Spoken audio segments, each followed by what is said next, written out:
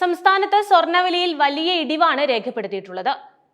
ഒരു പവൻ സ്വർണത്തിന് 440 രൂപയുടെ കുറവാണ് ഉണ്ടായിരിക്കുന്നത്. ഇതോടെ ഒരു പവൻ സ്വർണത്തിന്റെ വില 72,400 രൂപയായി. ഗ്രാമിന് 55 രൂപ കുറഞ്ഞ് 950 രൂപയിലാണ് വ്യാപാരം നടക്കുന്നത്.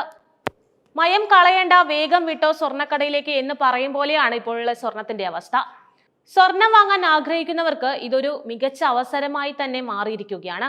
എന്നാൽ ഈ വിലയിടിവിന് പിന്നിലെ കാരണങ്ങളും ദൂരവ്യാപകമായ പ്രത്യാഘാതങ്ങളും നമുക്കൊന്ന് നോക്കാം. കേരളത്തിലെ സ്വർണ്ണ വിപണിയിൽ രേഖപ്പെടുത്തിയ ഈ വിലയിടിവ് നിക്ഷേപകരെയും സാധാരണക്കാരെയും ഒരുപോലെ തന്നെ സ്വാധീനിക്കും. ഒരു പവൻ 72,400 രൂപയ്ക്കും 1 ഗ്രാം 9,050 രൂപയ്ക്കുമാണ് വിറ്റഴിക്കുന്നത്. എന്നാൽ ഈ വിലയിൽ മാത്രം സ്വർണം സ്വന്തമാക്കാൻ കഴിയില്ല. വാങ്ങുമ്പോൾ ഉപഭോക്താക്കൾ ചില അധിക ചിലവുകൾ കൂടി വഹിക്കേണ്ടി വരും.